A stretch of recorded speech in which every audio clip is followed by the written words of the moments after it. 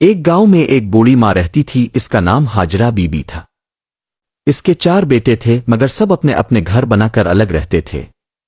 گاؤں کی پرانی زمین پر انہوں نے اپنی ماں کے لیے ایک چھوٹی سی جھونپڑی بنا دی تھی جہاں حاجرہ بی بی اکیلی رہتی تھی۔ اب وہ بہت بوڑھی ہو چکی تھی، کمر میں ہر وقت درد رہتا، ہاتھ پاؤں بھی ساتھ نہیں دیتے تھے۔ وہ سارا دن جھونپڑی کے باہر بیٹھی رہتی اور راستے کو دیکھتی رہتی، شاید کوئی بیٹا آ جائے، مگر کوئی نہیں آتا تھا۔ ایک دن اس نے سوچا کافی عرصہ ہو گیا ہے بچوں کو دیکھے، وہ نہیں آتے تو میں ہی چلی جاتی ہوں۔ اس نے اپنے بڑے بیٹے سلیم کے گھر جانے کا ارادہ کیا۔ لاٹھی کے سہارے وہ آہستہ آہستہ چل پڑی۔ دوپہر کی تیز دھوپ، خشک زمین اور سنسان راستہ، ہر قدم کے ساتھ درد بڑھتا جا رہا تھا۔ کچھ دور جا کر وہ ایک درخت کے نیچے بیٹھ گئی۔ سانس تیز ہو رہی تھی، جسم پسینے سے بھیگ چکا تھا۔ وہ اپنے گھٹنوں کو تھام کر بولی، بس تھوڑا سا اور پھر میں اپنے بیٹے کے پاس پہنچ جاؤں گی۔ کافی دیر بعد وہ دوبارہ اٹھی اور چلنے لگی۔ راستے میں اسے ایک گھر نظر آیا۔ وہ آہستہ سے دروازے تک پہنچی اور کمزور آواز میں بولی، بیٹی پانی مل جائے گا؟ ایک عورت باہر آئی، فوراً پانی لے آئی اور بولی، اماں اتنی گرمی میں کہاں جا رہی ہیں اب؟ حاجرہ بی بی نے پانی پیا اور کہا، بیٹی اپنے بیٹے کے گھر جا رہی ہوں، طبیعت ٹھیک نہیں۔ عورت نے کہا، آپ اکیلی کیوں جا رہی ہے؟ کوئی ساتھ نہیں؟ حاجرہ بی بی ہلکا سا مسکرا دی مگر کچھ بول نہ سکی۔ کچھ دیر آرام کے بعد وہ پھر چل پڑی۔ شام ہوتے ہوتے وہ اپنے بڑے بیٹے سلیم کے گھر پہنچ گئی۔ کانپتے ہاتھوں سے دروازہ کھٹکھٹایا۔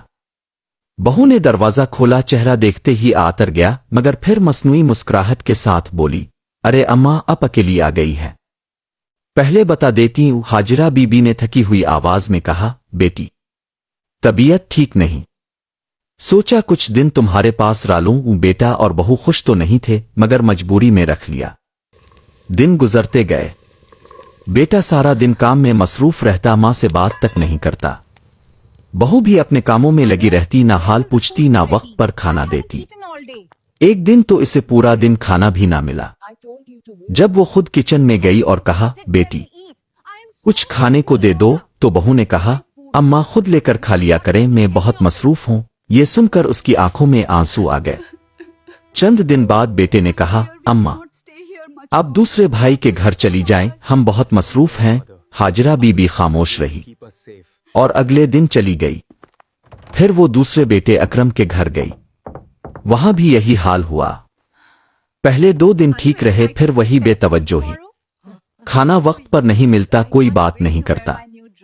ایک دن اس نے سنا بہو کہہ رہی تھی، میں اماں کو مزید نہیں رکھ سکتی۔ بیٹے نے جواب دیا، انہیں تیسرے بھائی کے پاس بھیج دیتے ہیں۔ یہ سن کر حاجرہ بی بی کا دل ٹوٹ گیا۔ وہ اگلے دن خاموشی سے وہاں سے بھی چلی گئی۔ پھر وہ تیسرے بیٹے نذیر کے گھر گئی، وہاں تو اور بھی برا حال تھا۔ اسے اسٹور کے پاس ایک اندھیرے کونے میں جگہ دی گئی، کوئی اس کے پاس نہیں آتا تھا، نہ بچے نہ بہو نہ بیٹا۔ ایک دن اس نے سوکھی روٹی پانی کے ساتھ کھائی۔ رات کو اس نے سنا بیٹا کہہ رہا تھا، انہیں چوتھے بھائی کے پاس بھیج دیتے ہیں۔ اب اس کی آخری امید بھی ختم ہو گئی۔ وہ اگلے دن چپ چاپ وہاں سے بھی نکل گئی۔ آخرکار وہ اپنے سب سے چھوٹے بیٹے حسن کے گھر پہنچی۔ یہ گھر بہت سادہ تھا، مٹی کا بنا ہوا۔ جیسے ہی اس نے آواز دی، حسن دوڑتا ہوا باہر آیا، ماں کے قدموں میں گر گیا اور رونے لگا، اماں آپ پہلے کیوں نہیں آئیں؟ بہو بھی آئی، اس نے گلے لگا لیا، اماں اب بہت کمزور ہو گئی ہیں۔ وہاں غربت تھی مگر محبت بہت تھی۔ بہو نے فوراً گرم روٹیاں بنائیں۔ پوتا دوڑ کر آیا اور بولا، دادی آ گئی، دادی آ گئی۔ حاجرہ بی بی کی آنکھوں سے آنسو بہنے لگے، مگر اس بار خوشی کے۔ اب اس کی زندگی بدل گئی۔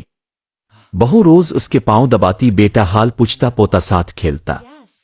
کھانا کم ہوتا مگر دل بھرا ہوتا۔ وقت گزرتا گیا اور ایک دن وہ بستر پر پڑ گئی۔ آخری وقت آیا تو اس نے بیٹے سے کہا، بیٹا میں جا رہی ہوں۔ سب رونے لگے۔ اس نے کہا، میرے پاس تمہارے لیے ایک امانت ہے۔ پرانے گھر کی زمین میں ایک صندوق دفن ہے، اس میں سونا، زیور اور میری ساری جمع پونجی ہے۔ میں تم سب کو آزما رہی تھی اور تم کامیاب ہو گئے۔ یہ کہہ کر اس نے آنکھیں بند کر لیں۔ بعد میں جب صندوق نکالا گیا واقعی اس میں سونا اور زیورات تھے، مگر حسن رو کر بولا، یہ دولت نہیں، یہ میری ماں کی محبت ہے، اس نے اس پیسے سے گھر بنایا، پوتے کو پڑھایا اور غریبوں کی مدد شروع کر دی۔ باقی بھائی آئے، مگر اب بہت دیر ہو چکی تھی۔